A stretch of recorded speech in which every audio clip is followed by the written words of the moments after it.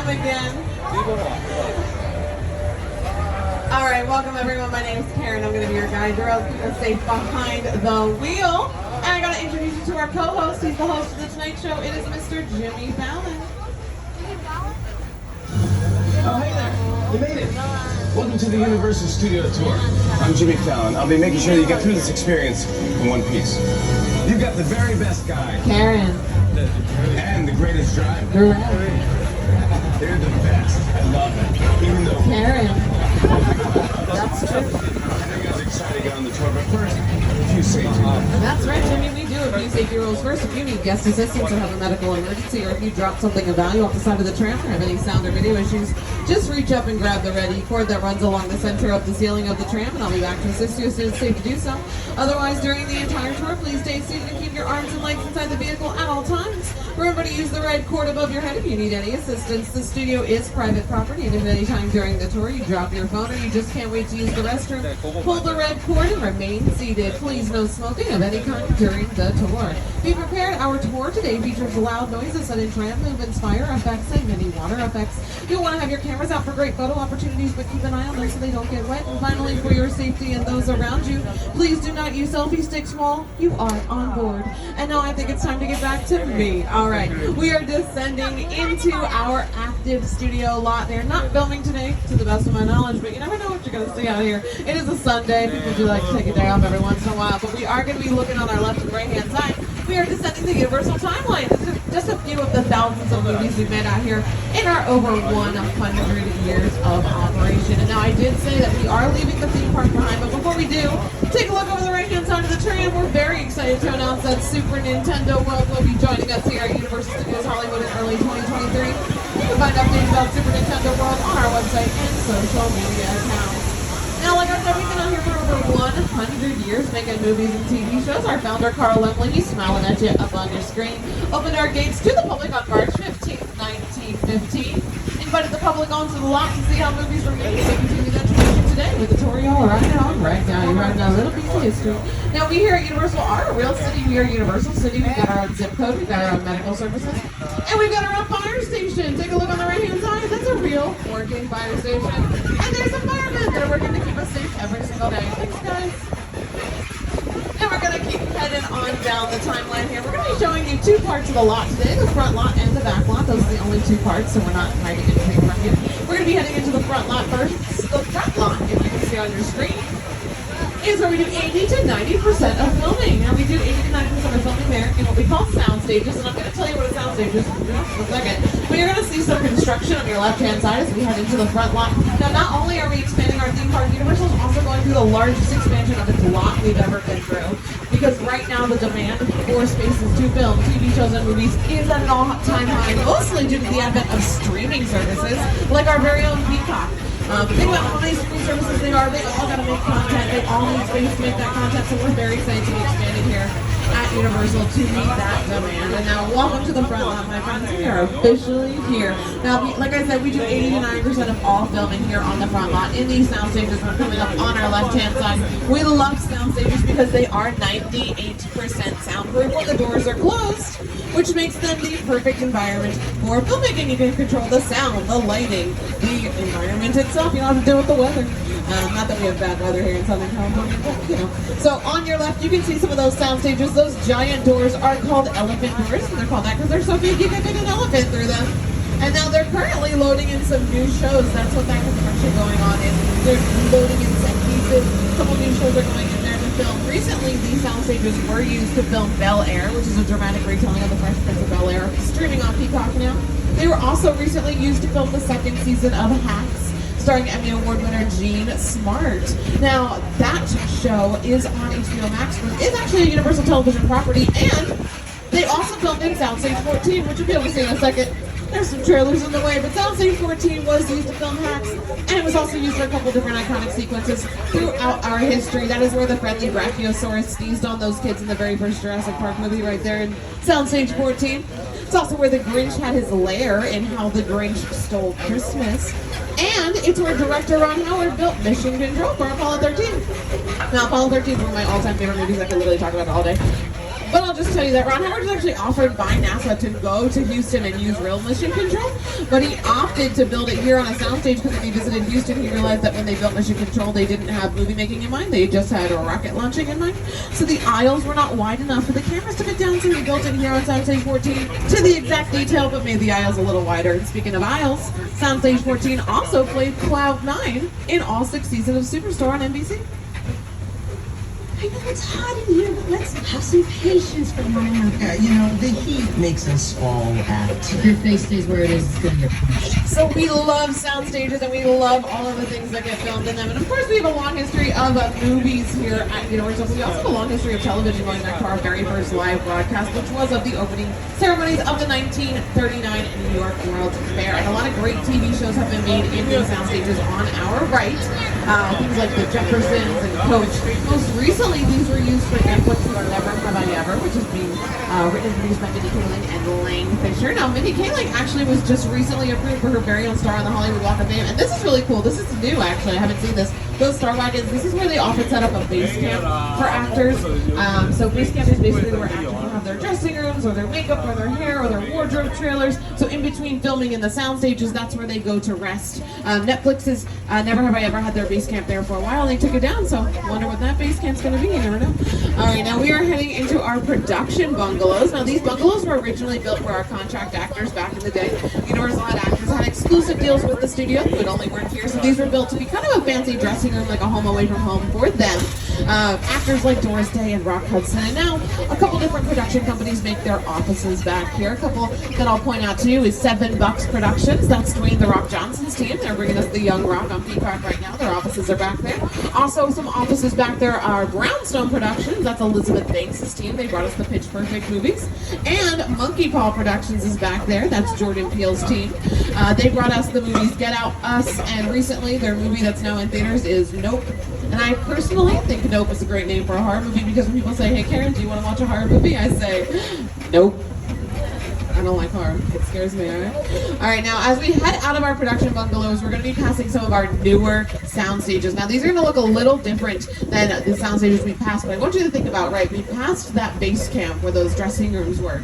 We passed the sound stages, and we passed the production offices. How cool would it be if we could have all 3 of those in one building? That's what we did. With these sound stages, we built the offices onto the front, and then we have the sound stage on the back. So we like to call it the mullet of sound stages out here. We got that business in the front, party in the back action going on. These were first used for our production of Hairspray Live, so it actually worked really well. Rather than having to run between a bunch of different buildings, they only had one commercial break sometimes to change out the set or change out a costume. They would film in the soundstage, run to the front where their dressing room was, and be back just in time to keep on dancing. All right, now we just crossed that invisible threshold from the front lot to the back lot. Welcome to the back lot, my friends. They are setting up for filming down there today. You can see, they've dressed that up to be a pawn shop. Now, typically we leave this area kind of as a blank canvas so that filmmakers can come in and do what they want to it. And I'll talk a little bit about the Metropolitan sets. They have played a bunch of different cities throughout our history, and we do that by giving our filmmakers a couple different tools. And the first tool we give them is 2 different kinds of sets out here. So there are 2 sets. There are facades and there are practical sets. Now we're driving behind a perfect example of a facade right now. A facade is basically just a fancy French word, means false front. So it's basically a wall, but it's a wall that's for filmmaking. Ooh, a filmmaking wall. I'll show you what I mean when we get around to the other side. And then we also have practical sets out here. Now, a facade could be 1 wall, could be 2, could be 3, but it's not a whole building. A practical set is a whole building. It means that it's a whole building that you can film inside and outside of. Now we have both on the back lot because it just gives our filmmakers that flexibility and the tools they need to tell the stories they want to tell. Sometimes you just want to film your characters walking in front of a building. Sometimes you want to film your characters in front of the building and inside the building. We got both out here on the back lot. So we're going to turn around here and enter our Metropolitan sets. You're going to see this facade looks a lot different on this side. So welcome to our Metropolitan sets. This is our London Square area, built with kind of a European flavor in mind. And it did play London in Fast and the Furious presents Hobbs and Shaw. And now if you look down the alleyways, you'll see our New York Street. It has everything you need to play in New York. It's got its own Macy's building, and it's got a financial district, and it's got a theater district. But my co-host Jimmy's from New York, so I'm going to let him tell you all about it. Hey everyone, welcome to New York.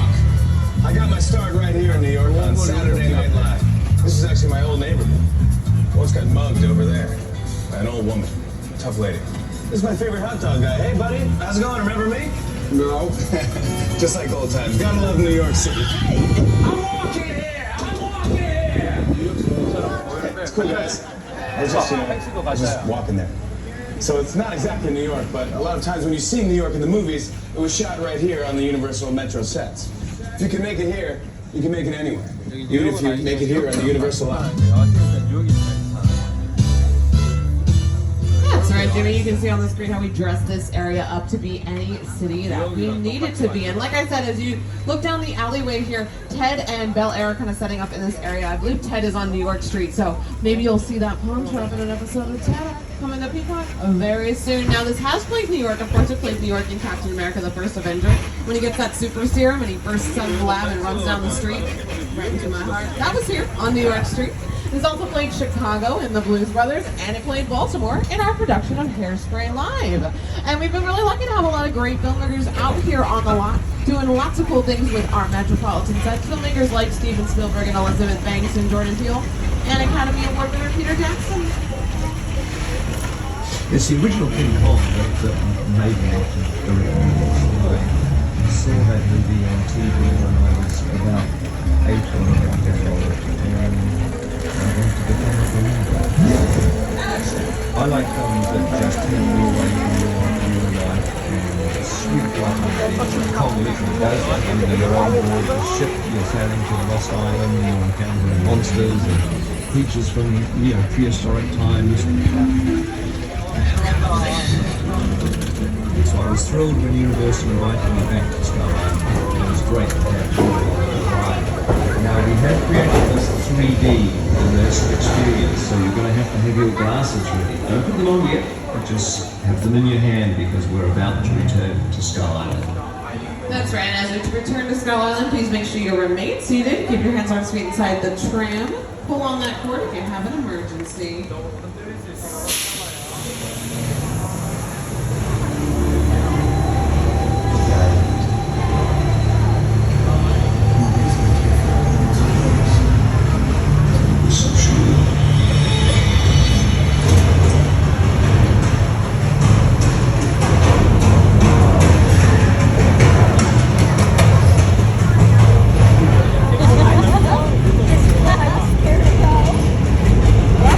Go ahead and turn off your camera flash and have it on. Thank you.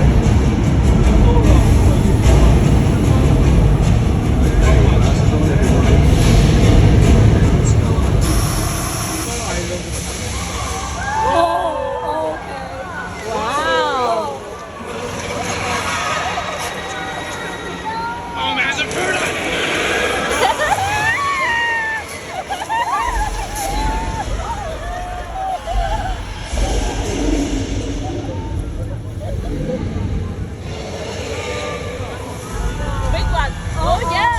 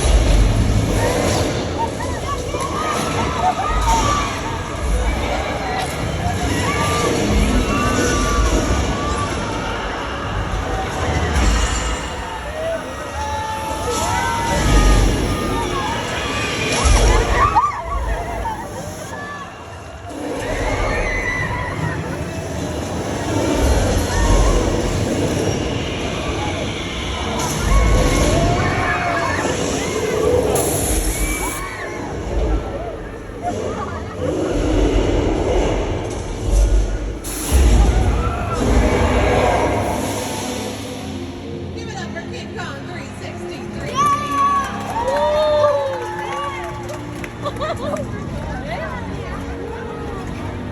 Cool, right?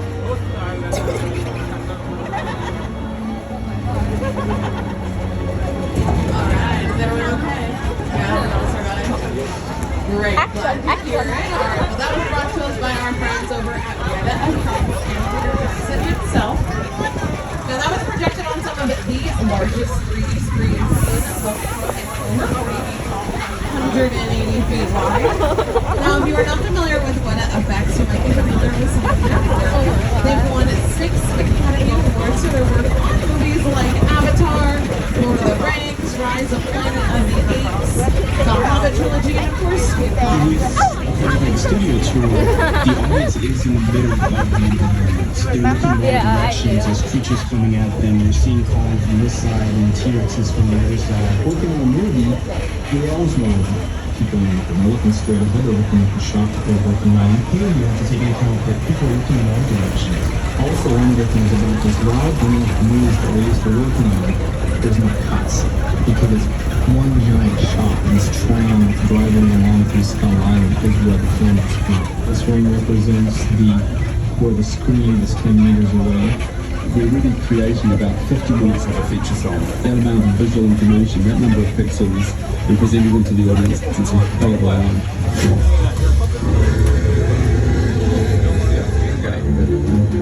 Now, you might have noticed that our 5th tram car did get pulled onto the screen in King Kong 360 3D. Now, don't worry, they're all fine.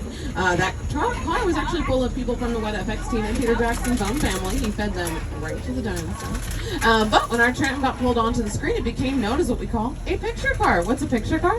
Thank you for asking. A picture car is anytime a car is featured in a moving picture. Simple, easy to remember, and here on the lot, we love picture cars. We got a few coming up on the left-hand side, so go ahead and get your cameras ready. One of the first cars you're going to see is that Ferrari from Magnum PI. Now, we on the lot like to call it a faux Ferrari because it does have a Ferrari shell, but it actually has a Volkswagen engine because the Ferrari engine was tuned out for filming. Now, speaking of engines, these Flintstone cars, the Yabba Dabba, do not have any. In real life, they were pulled around on ropes, and in the movie, they were foot-powered, so no engines there. One of my favorites is that Ford Anglia from Harry Potter. That's the flying car. Harry Potter and the Chamber of Secrets. You can see the gyrosphere from Jurassic World. You notice there's no glass. There actually wasn't any glass when they were filming either. They added the glass in digitally later because it would have reflected the crew and the camera if they had glass in it during filming.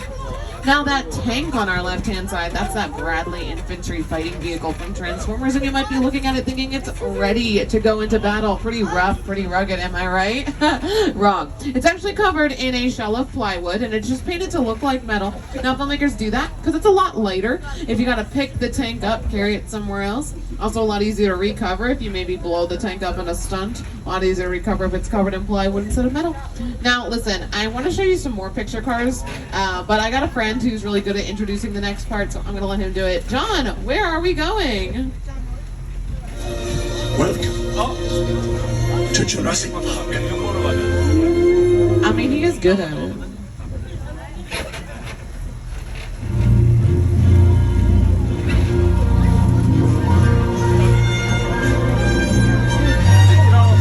These are all real prop set pieces and picture cars from the original Jurassic Park trilogy. And again, if it looks like metal, you can probably plywood.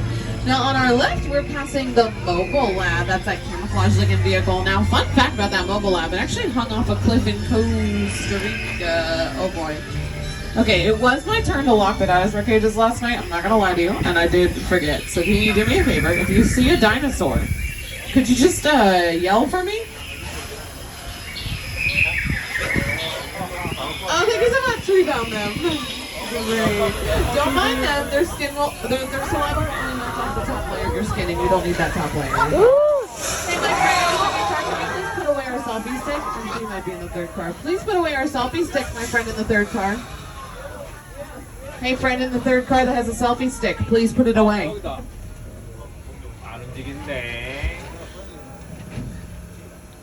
All right. All right, now I was talking about that Mobile Lab before the dinosaurs were spitting at us. You can see it up on your screen here.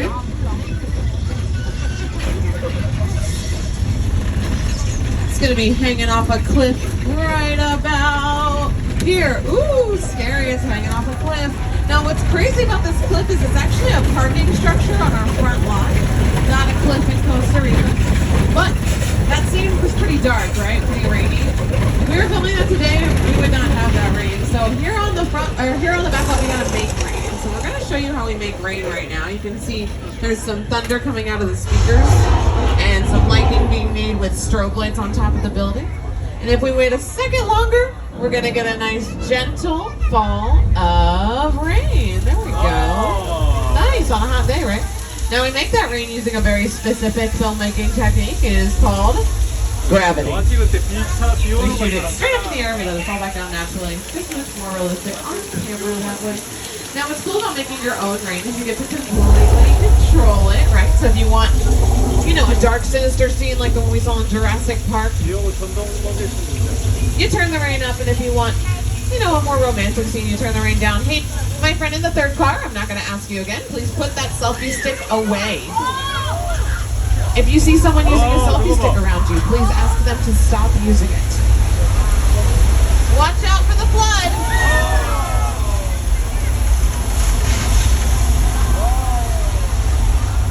Oh man, I hate when that happens. Alright, here's that effect in Big Fat Liars starring Paul Giamatti, Frankie Muniz, and Amanda Bynes.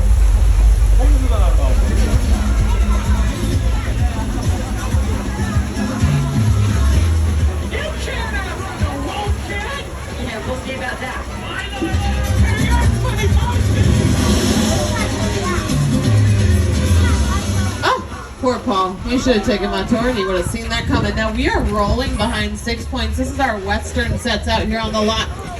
Pretty cool. They're actually setting up for the brand new Quantum Leap on 6 points. So if you take a look in this alleyway here, you can see that there's some dirt on the road. Yeah, that dirt's not usually there. I know you're like, dirt, Karen, come on. No, it's usually paved. So they actually put that out there for filming. Very exciting for us to see. Now we're driving behind some, next to some props. Props are anything that an actor holds in a movie. If it's attached to a set, it's called a set piece.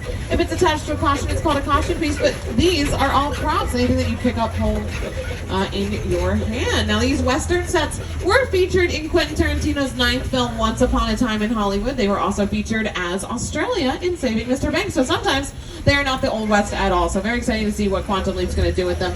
And now we're going to drive past Park Lake here on our left-hand side. Park Lake was the filming location for our 1954 3D monster movie, Creature from the Black Lagoon.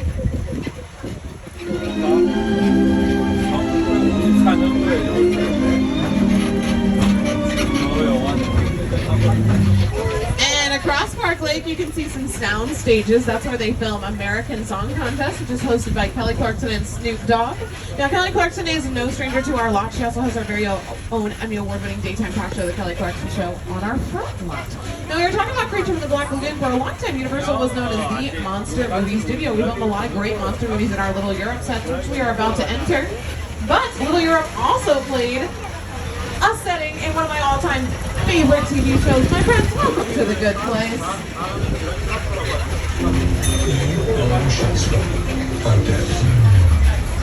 This location, the afterlife, I've never ever seen this during the day. I'm not supposed to be here. I can't risk going to that place. You see those blue doors behind the lady in purple? They're on our left. That's yogurt, yogurt, yogurt. Now, Little Europe also played Genovia in Princess Diaries 2, A Royal Engagement. And it played Port Royal and Tortuga in Pirates of the Caribbean, Curse of the Black Pearl. Remember when Jack Sparrow said he had to sail between the two? Didn't have to go very far. Now, on our right-hand side, we're passing the Court of Miracles. Now, that's where a lot of those monster movies were filmed. Monster movies like Frankenstein, Bride of Frankenstein, Dracula, The Wolfman, The Mummy, The Invisible Man. Movies that, frankly, I'm too afraid to watch. In fact, I think I mentioned earlier, I'm not a big fan of horror. I'm not a big fan of anything scary, especially when they happen on my train. So now's a great time to remind you that our tour is approximately at the halfway mark. So please stay seated during the entire tour. The studio is private property, and if you drop your phone or you just can't wait to use the restroom, go ahead and pull on that red cord. And do remain seated, and I'll be back to assist you shortly. Now, this is very exciting. We're going to be entering this soundstage that's in front of us. Now listen, we're entering a hot set, but the crew is on break, okay? So they said that we could come in and take a look at what they're filming, but we are not to disturb what they're filming. A hot set basically means it's all set up. So they've got the camera set up, the microphone set up, the lighting set up. But they're on break. Oh, it looks like they turned this into a San Francisco subway station. That's kind of fun. But what was up about the back lot, right, is this could be a subway station anywhere in the world. All you have to do is take down the signs that say San Francisco. put up a sign that says New York, and suddenly you're in a New York subway station. Oh. Okay, we get troubles in Southern California sometimes. I'm sure it's not to worry about. We're just gonna stay seated. Okay, I know this sounds like this is a good tremor. It feels like it could be the big one. Everyone hold on to the thing you find most precious. Your children and your iPhone.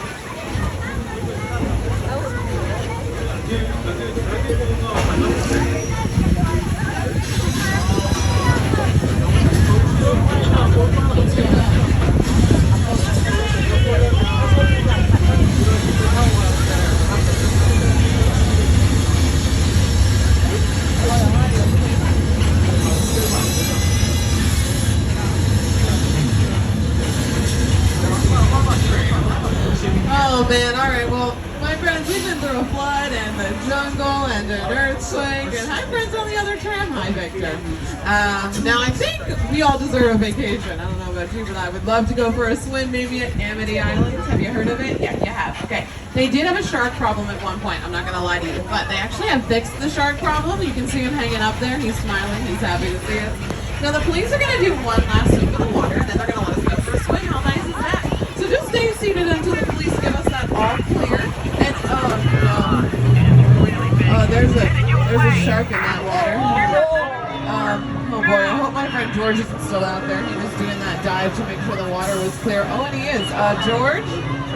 George, what are you doing out there? There's a shark coming at you. Okay, ladies and gentlemen, don't worry, George. You guys know we have a signal. George, blink if you need assistance, please. George, just blink if you need. Oh, I said blink. Not blink. Oh man. I think we're gonna need a bigger tram. Please stay seated, my friends. Please stay seated in the second car. Please sit down. We don't want to draw attention to ourselves. We're just gonna stay parked behind these very valuable barrels of gasoline. I'm sure nothing bad can happen to us here, right?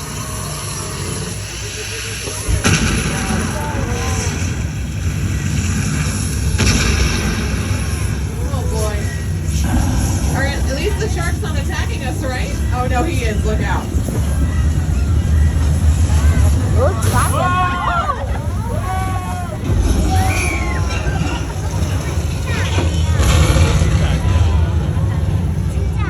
Give it up for our mechanical shark, Bruce. Thanks, Bruce. Hey, if you look behind you, you're going to see the only shark in the world that can swim the backstroke. Wow. Movie magic. Alright, now I know what you're thinking. You're thinking, Karen, that shark looked very fake up close, but then I want you to ask yourself, why was I screaming? That's a fair question. Alright, now our shark is named Bruce because the shark on the movie was also named Bruce. Steven Spielberg named that shark after his lawyer because lawyers are sharks. It's very funny. Thank you, Steven. Now, our shark actually worked way better than the shark they used on the movie. That shark actually sank to the bottom of the Atlantic Ocean on the very first day of filming, leading filmmakers to nickname the production Flaws. That's a much of a line shark. The shark was frustrated. It didn't really work like it didn't work hardly at all. Wherever you were on the island, you could hear the radio waves. They were always saying, the shark is not working. Repeat, the shark is not working. We just waited around. We just waited and waited and waited. The shark worked well enough for a while there and it was involved. so I really overcharge a lot.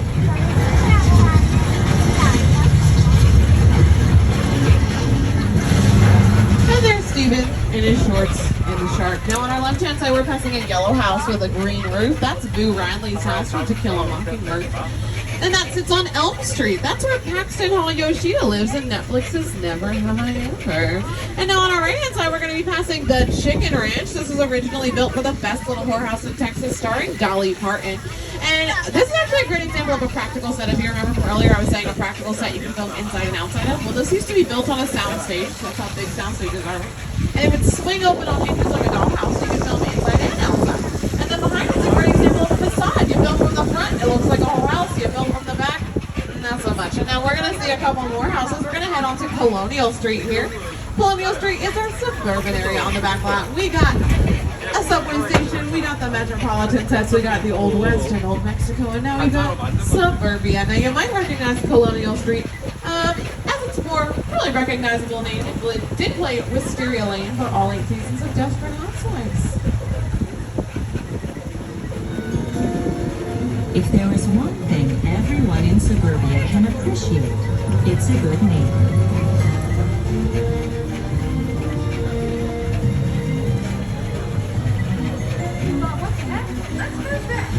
Now you might be looking around and thinking, where's the wisteria? Yeah, well, much like myself, wisteria is not native to the West Coast. So they actually used silk flowers so that it was in bloom all year round. Oh, I heard you got some coyote sightings. They're just trying to be a star. They're on the right-hand side in the bushes. They're just trying to get discovered out here. Aren't we all?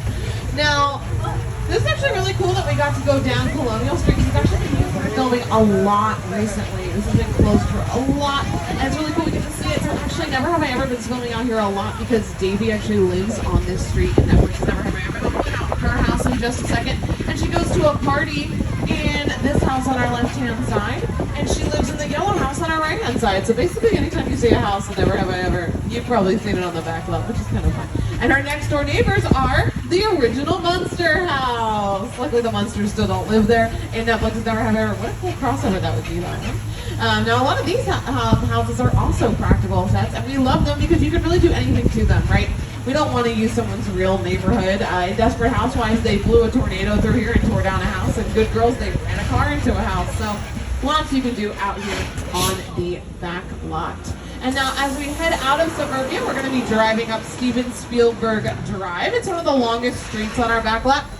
We like to name a lot of streets out here on the back lot after big movers and shakers that have made a name for themselves out here. And of course, Steven Spielberg is no exception to that. Now this particular area of Steven Spielberg Drive, though, is actually called Wilderness Road. So if you take a look to your left and your right-hand side, you're going to see a lot of bushes and trees, right? I'm going to let you in on a little secret.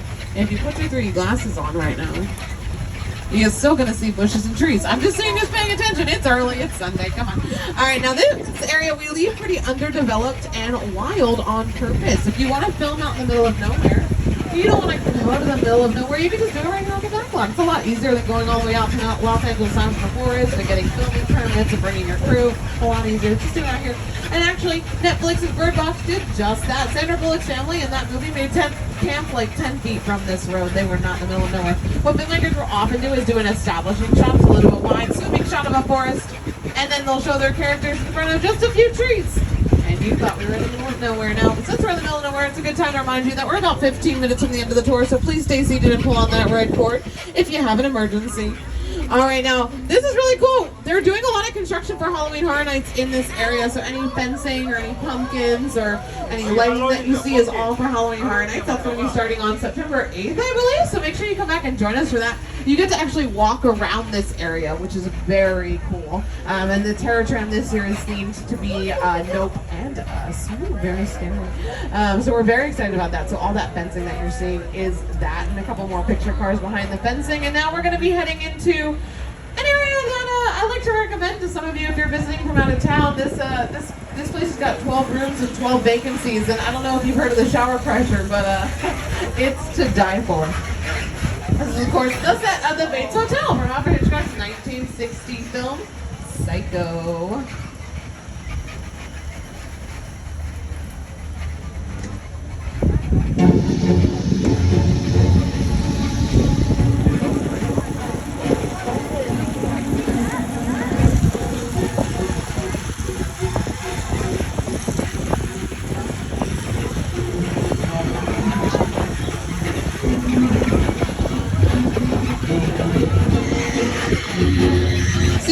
your screen, it's on your left-hand side. It looks like Norman Bates is home, but he promised he would be nice to this tour, right, Norman? Not like the last tour. No, Norman, no.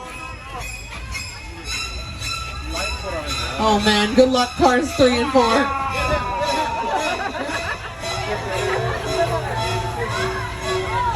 Well, that was close. But we did not avoid disaster. Welcome, my friends, to the set of Steven Spielberg's War of the Worlds. Now, that's a real Boeing 747 on your left-hand side. And I'm going to let production designer Rick Carter and Steven Spielberg tell you all about it.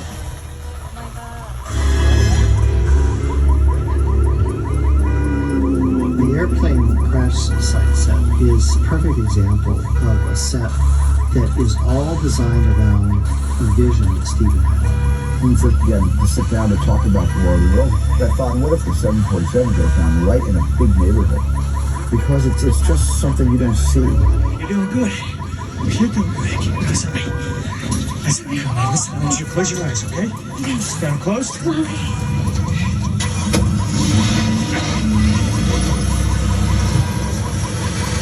Robbie, get in. Get in. All right, Robbie's going to get in and we're going to get out of here. Now, if you see that fencing around, like I said, if you come back for Halloween Horror Nights, you get to walk on these sets. It's very cool. It's one of the few times a year that we let you on the sets. So very exciting. Now, this is one of the largest sets ever constructed, this War of the World set. And now we're going to head to some of our newest sets ever constructed. We're very excited. We now, as a permanent fixture on our backlot, have the sets of Jupiter's Claim from Jordan Peele's brand new movie, Nope. And I will let Academy Award winner Jordan Peele tell you all about him.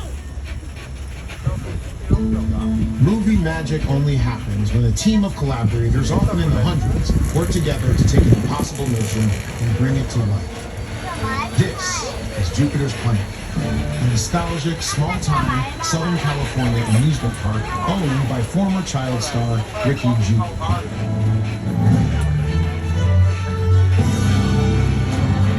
Over there, look into the Winking Well and have your picture taken just like the kids in that old 90s movie Kid Sheriff. That's what this whole place is loosely based on. Remember that one? No? But a little further down, you can see the brand new Universal Experience. Built to showcase an unbelievable new live show. Well, it's not looking so live anymore. Anyway, behind this Hollywood fantasy, frontier town, lies a sinister secret. It is smack dab in the center of the UFO hospital.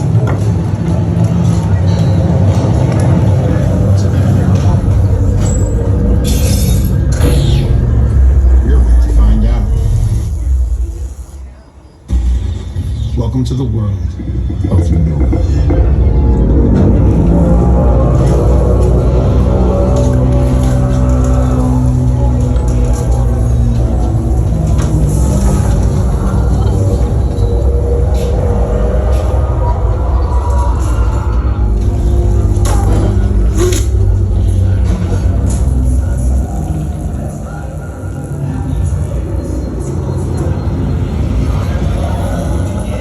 Oh boy, it sounds like it's time for us to get out. The name of another movie. Well, those sets were designed by Ruth DeYoung. She was the production designer on Us. And those sets were originally built in Santa Clarita, and then immediately upon wrapping filmmaking, they deconstructed them and then reconstructed them here. So they are not in the same place that they were, but they are the exact same sets. So if you see them, make sure you keep an eye out for Jupiter's Claim. And now, we've been talking about movies all day. I think it's time we put you in when I think you're ready. So go ahead and stay seated for me as we head into this garage. Now, to be in a movie, you have to embody a character, so I'm going to help you get into character right now. You are going to be playing a tourist on a tram. Can you picture it? Now, one of you is a witness, an international criminal. Owen Shaw is after you. And it is up to all of us to protect the witness. Now, I got some members of my family to tell you a little bit more about what we're doing.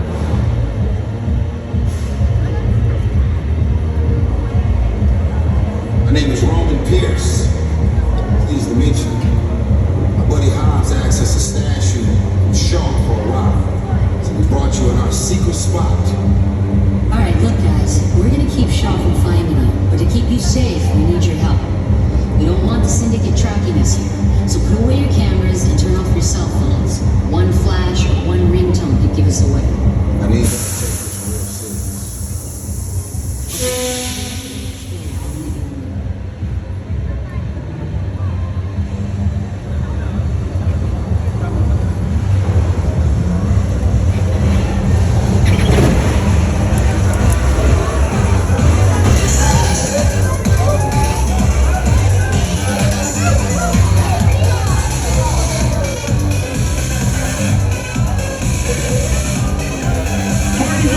Everybody out! This is the FBI! Turn that music off!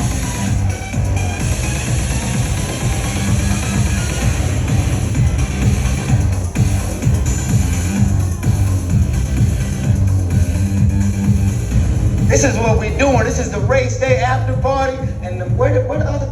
Roman Pierce, FBI, don't move. Bill? That's right, party's over. You know how long I took to iron this shirt, man? I'm not. You're under arrest right now. Ladies, just back up a little bit. I got it. It's lightweight. First of all, I don't work for you. Oh, really? Well, tell me, Roman, who do you work for? We don't work for nobody.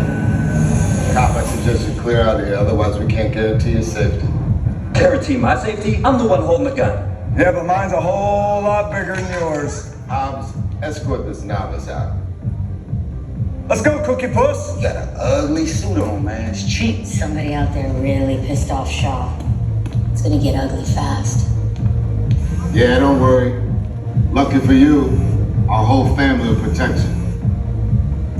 Are you kidding me, Roman? You didn't shut off your phone, bro? I gotta call you back. I'm in the middle of See what I'm talking about? Call you back. It was on vibrate. Sean tricks us. Hobbs can't hold him forever. Letty, Roman, we're up. Driver, move that vehicle. It's about to get real interesting. My Mona Lisa's all warmed up right next door. Roman, grab your truck. I need you and Letty ready to roll.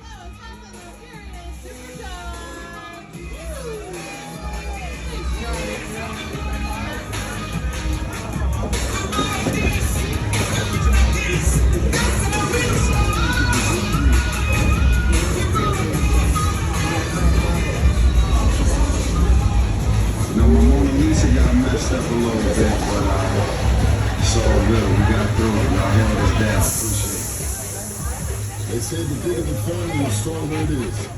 You guys did good on that. And you're welcome to join our crew anytime. Anytime. It's very generous offer. I think I'll take it up on it. All right, my friends, we are headed back to the theme park. But before we do, I just want to thank you so much for joining us on the world-famous Universal Studio Tour. Like we talked about, for over 100 years, we've been out here making movies and TV shows. And we're very proud to be part of that filmmaking community here in Southern California. We're very grateful that you took time out of your day to take a small peek behind the curtain, all the hard work that goes into making those movies and TV shows that we love so much. For our annual pass holders, thanks for coming back. And if you are not an annual pass holder and you'd like to become one, make sure you visit the box office on your way out. You can see how you can upgrade your day ticket to become an annual pass. And as we head back to the theme park, make sure you download that Universal Studios Hollywood app. Give you things like wait times for Secret Life of Pets, and show times for Waterworld, Alive, SeaWorld, Spectacular. We'll also confirm for you that the park closes tonight at 9 p.m. And now, he did such a great job keeping us safe behind the wheel. Everyone, please join me and give me a big round of applause for our driver, Darrell. Thanks, Darrell. Guys, let's give a round of applause. Thank you. He's a real person up here. This is not an easy job. They don't let just anyone do this job. They don't let me do this job. Not after last time. I'm just kidding. I faced the wrong direction. I can't drive the tram. Alright, now I forgot to remind you that if you want to own any of the movies or TV shows that you saw today, you can visit upag.com or any retail location on property. And now we are heading back to the theme park. If you enjoyed your tour, my name has been Karen, and this was the world famous Universal Studio Tour. And if you didn't enjoy your time, my name's Andrew, and you just enjoyed Despicable Me. Wow. Alright, everyone, please remain seated until our STA Studio Tour ambassadors open those tram gates. And then once they do, feel free to give myself, Karen,